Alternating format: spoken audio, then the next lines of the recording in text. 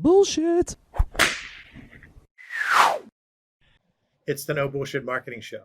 I'm Dave Mastovich, CEO and founder of Mass Solutions, the world's only no bullshit marketing consultancy. Storytelling. It has now reached the pantheon of buzzwords.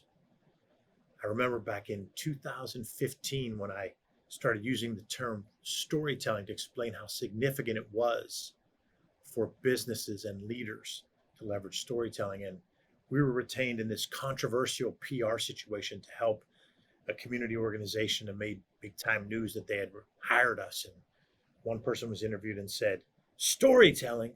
Why they got to tell stories? Why can't they just tell the truth?" In reference to Mass Solutions being engaged to help these organizations and the community. And so it went from that being a perception that storytelling was this thing like, I'm going to tell a bedtime story, to now storytelling being a buzzword.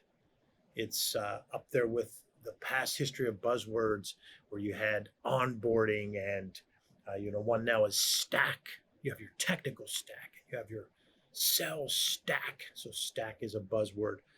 Now storytelling has reached that buzzword status, but there's still a misperception of what it really means. There's still a segment of people that I run into a lot, chief executives and C-suite people and owners and founders who are maybe in the Gen X age, or older part of Gen X or early part of Boomer, and they still see this term of storytelling as not this powerful thing that's needed. And then there's a younger audience that bought into the buzzword status of storytelling and kind of still don't really understand the meaning. So today what I want to talk to you about is why storytelling in business matters so much and why storytelling in business has to go beyond brand storytelling. So first, for those who are in that group that aren't quite convinced that storytelling is this measurable, powerful thing, and maybe they see it as a soft thing, as something that used to be talked about as maybe hackneyed or even BS, that it was just telling a story. To that person, I say storytelling is the one tool that we have used across generation for hundreds of years, across cultures. It's the one tool that has been used to educate, communicate, and motivate since the history of our life. It's because when we use anecdotes and analogies and make a story memorable, it's something we can relate to. It's something we pass on to others, even pass on generation to generation. There's a science to storytelling as well. So for those who still haven't bought in that storytelling has to be a part of leadership and has to be a part of business, I say, okay, I understand. It takes a while to have some data behind it and to understand that it's not soft. So the science of storytelling talks about how we, the cognitive psychologists say that we begin to formulate stories when we meet someone and when we engage and interact. We begin to put that person at the forefront of the story. That person becomes the focal point. We want to understand their goal and who they're trying to reach and influence. Our mind starts to do this anyway. It's the science. We then want to look at what their struggle has been and what barriers have they overcome. And that's why you see the plot lines to shows on Netflix and movies, is we want to understand the struggle, the barriers that that person had to overcome. We also want to relate to who helped and how. That's why you see so many shows. In the pilot, they pull in the 4 or 5 other characters and tell us how that person helped the hero or heroine fight through the barriers and the struggles that they overcome. We want to know what lessons were learned. This is what the science tells us we begin to do. On a regular basis, our mind moves so fast. So, for those who haven't been convinced yet that storytelling is beyond the soft bedtime stories of generations ago and the misperceptions around storytelling, know that there's a science to it and that leaders leverage it and have throughout their careers. Leaders have been to the point where they are, wherever they are in their career, because they've been able to communicate. And when you can communicate, it comes from the power of storytelling. But let's flip to the other side, to all these people that have made storytelling a buzzword, all these people that have overused storytelling and aren't using the science of storytelling and are hurting the cause of no BS marketers and no BS storytellers. That's because many people use storytelling mainly when they're doing brand storytelling or even a tactical piece of storytelling, digital storytelling or social media storytelling. And they aren't necessarily leveraging the science and the power of storytelling. And they aren't understanding beyond the one target market, the general public, broader target market, or even if they've sliced and diced it a little bit with a particular social media outlet or channel. Those people are focusing on brand storytelling or tactical storytelling, which are both important. But for businesses and leaders, storytelling goes far beyond brand storytelling and can't be just tactical implementation of a story by taking a picture and posting something or having an event. The storytelling beyond that brand storytelling falls into a number of key categories. One is what we call B2E, business to employee storytelling. Most companies do either B2B, business to business, or B2C, business to consumer. And they're used to treating those target markets in a certain way and having a plan and a campaign and using the science of storytelling, or maybe using target market segmentation, marketing insights. But those same leaders and businesses often fail to reach, influence, connect, and engage through that super important target audience of employees. And B2E, business to employee marketing, treats prospective and current employees as the customers that they are.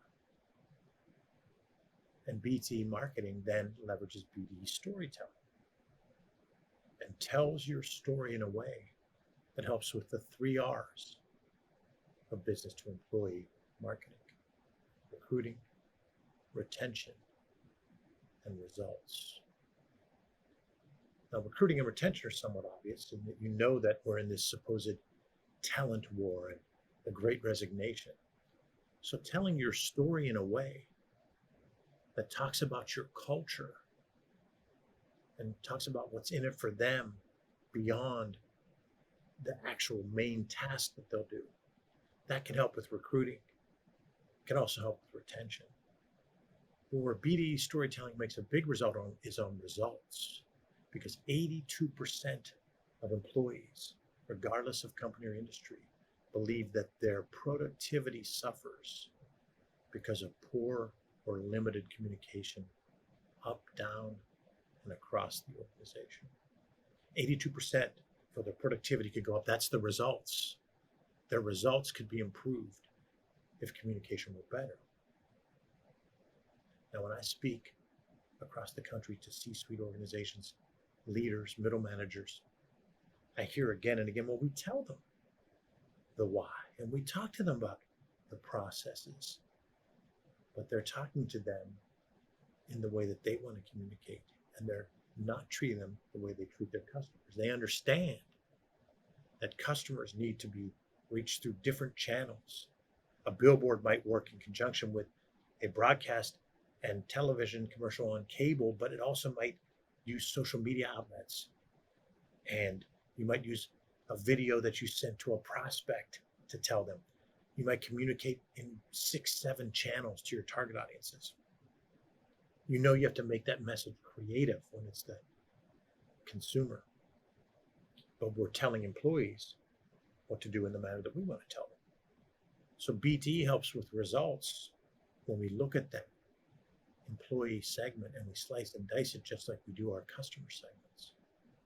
And we craft creative, memorable messages and stories around anecdotes and analogies. Anecdotes and analogies.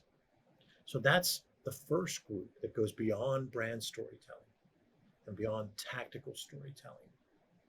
To those of you out there who believe in storytelling, you're convinced storytelling is powerful and that we need to do it, I want you to go beyond brand storytelling and tactical storytelling on social media to your customers and prospects. I want you to think first about B2E, business to employee storytelling. But another area that's neglected, and I often say it's the captain obvious, or these two target markets that are neglected. One is employees and the other is referral sources. Centers of influence, people who can introduce you to potential clients, people who can refer people to you, people who can give you reviews and testimonials. They're not necessarily your customers. They're referral sources. And I find that companies don't systematically approach their referral sources and their centers of influence in the same way that they systematically approach their current and prospective customers. So referral source marketing also requires the planning that you do for customers and we want you to do for employees. And then it includes referral source storytelling, which is different from your customer storytelling. It's different from your employee storytelling. Your referral source storytelling is explaining to them how they can help themselves and their network by talking about you and what's in it for all of those parties. That's referral source storytelling. And then there's leadership or executive storytelling. I find that leaders, executives leave storytelling opportunities on the table. They don't leverage the many chances that they have to talk to their target audiences, which could be board members, could be investors, could be their peers, it could be other employees. That leadership or executive storytelling needs to be done in a creative but systematic way, using the science to leverage the power of storytelling.